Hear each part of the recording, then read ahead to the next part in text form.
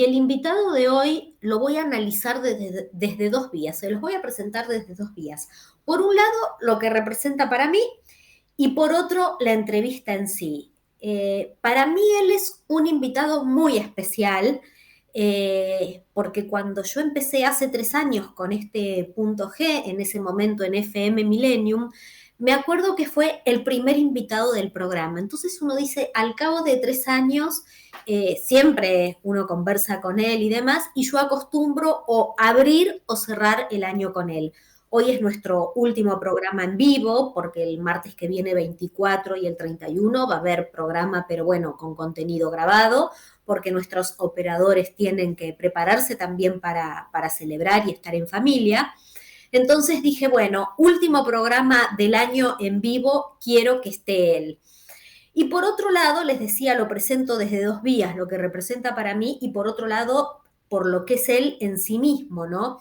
Yo les decía, termina el año, y si bien ya hemos analizado el primer año de Milei la semana pasada, yo creo que él es el número uno en lo que es análisis político por una cuestión de agenda, porque él en este mismo momento está haciendo una actividad propia de su expertise, no íbamos a poder sacarlo al aire y yo con tal de tenerlo, con tal de tener la voz de él, dije, bueno, grabemos.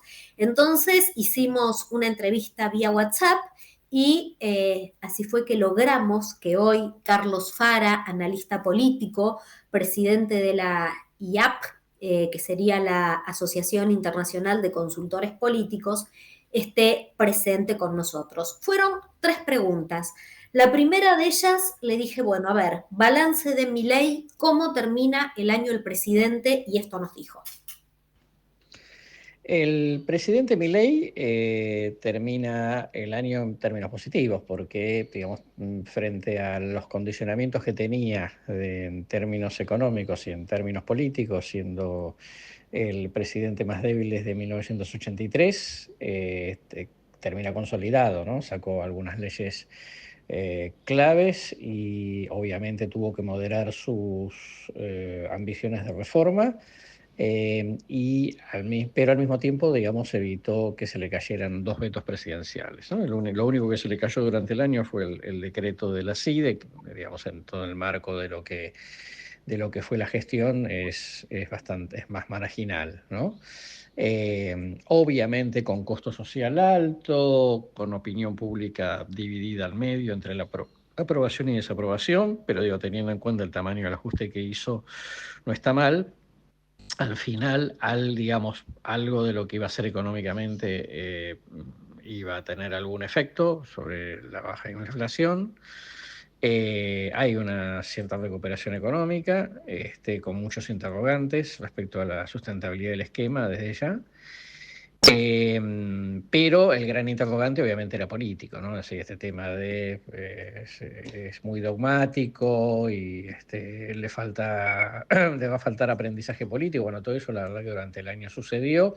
Tuvo un traspié al principio con la ley Ómnibus en febrero, pero bueno, a partir de marzo en varios aspectos hizo un aprendizaje pragmático y el balance al final le queda positivo porque en términos generales está claro que está consolidado. Nadie duda de quién manda, nadie duda de si la estabilidad institucional, nadie cree que va a haber un estallido social ni estallido económico, por lo menos en el corto y mediano plazo. Y con una perspectiva para 2025 que luce positiva teniendo en cuenta que es año electoral.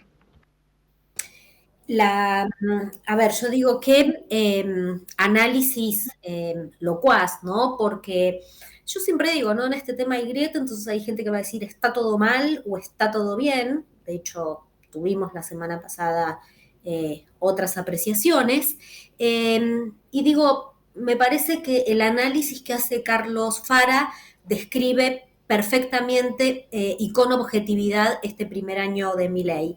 Y luego le preguntamos cuál es la proyección hacia 2025 y esto nos respondía. Al terminar el gobierno en términos digamos de balance positivo el 2025, yo creo que encara el 24, digamos, ya con con otro hándicap, ¿no? Eso por un lado. Porque, digamos, la propia política aprendió, digamos, a respetarlos al menos, y el mundo de los negocios también. Luego, si efectivamente las proyecciones de los economistas se cumplen en cuanto a que Argentina va a tener en 2025 menor inflación que 2024 y que vamos a tener un rebote económico en mayor o menor medida y que eso se va a notar más en el segundo semestre del año, entonces iríamos a votar en un clima de mayor optimismo, y eso obviamente lo favorece al gobierno, digamos, en una elección de medio término donde va a ser claramente un plebiscito, ¿no? La oposición va a seguir bastante desarticulada, ¿no? Porque Juntos por el Cambio, porque ya dejó de existir, el PRO no le va a quedar muchas opciones que ir en alianza con La Libertad Avanza en distintos distritos, porque los propios gobernadores radicales y del PRO, digamos, lo van a terminar de decidir en sus propios distritos, creo yo. Eh, y que en el caso de Unión por la Patria, digamos, si bien es cierto que va a permanecer unido, a mi juicio, y que eso obviamente le va a dar un potencial, va a ser va a seguir siendo la principal oposición, eh, probablemente hagan ruido, digamos, los conflictos internos que no sabemos dónde van a terminar con, digamos, las decisiones que tiene que tomar sobre todo Kicillof en la provincia de Buenos Aires sobre si separar o no separar, digamos, la elección provincial de la nacional, con todo lo que eso significa, y ya en estos días tuvimos algunos indicadores complicados en ese sentido. Así que, si bien va a seguir siendo la oposición más fuerte, los conflictos internos la pueden complicar. Y por último, si bien algo ya había explicado recién en lo que nos respondía, le preguntamos, ¿no?, qué está pasando con la oposición, algo deslizó, y sobre todo, ¿qué va a pasar, ¿no? ¿Qué actitud tendremos la clase media? A ver cómo se nos presenta el próximo año, y esto nos decía Carlos Fara. A ver, yo creo que la sociedad, más allá del nivel de aprobación, creo que para mi gusto el detalle más importante es que en estos últimos 2 o 3 meses subieron las expectativas positivas sobre el gobierno. Entonces, me parece que eso, digamos, le da hándicap, porque eso le pone, para mi gusto, le pone un determinado piso, ¿no?, a la aprobación de gestión, y con una posibilidad de que por la recuperación económica eventualmente suba, ¿no? Eso por un lado. Yo creo que la sociedad tuvo más paciencia de la pensada porque, entre otras cosas, no había alternativas. Es decir, era lo de Milei o qué, más allá de que, además, obviamente, que Milei ganó la elección.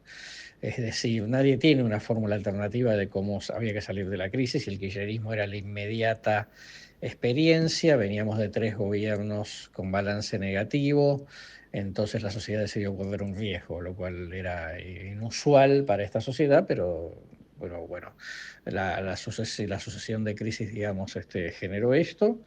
Eh, Creo que en la medida en la cual van apareciendo algunos resultados, en materia inflacionaria, la estabilidad del dólar, por supuesto, porque siempre calma los nervios sociales, y por supuesto alguna tibia recuperación, me parece que vamos a ver, digamos, una disposición tirando a positiva. Y veremos, obviamente, digamos, que no pasen 2 cosas. Primero, que el gobierno digamos, el esquema sea sustentable, que no sufra, digamos, un traspié.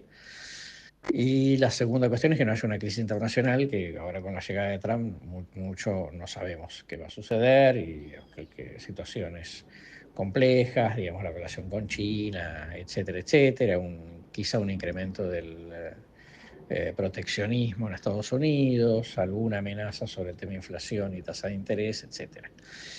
Pero en general, digo, yo creo que mi impresión, digamos, es que vamos a empezar a ver una tendencia más bien positiva en la opinión pública, y eso obviamente va a tener su traducción en mayor o menor medida desde el punto de vista electoral. y en la medida en la cual se vayan sustentando algunos resultados objetivos e importantes para la gente, eso se va a solidificar, aun cuando es cierto que hace varios meses que el éxito de la lucha contra la inflación hizo que las prioridades sociales se volcaran más hacia el tema del desempleo, obviamente, como fruto de la recesión. Bueno, eran las palabras de Carlos Fara, analista político, a quien le agradecemos su paso por Punto G.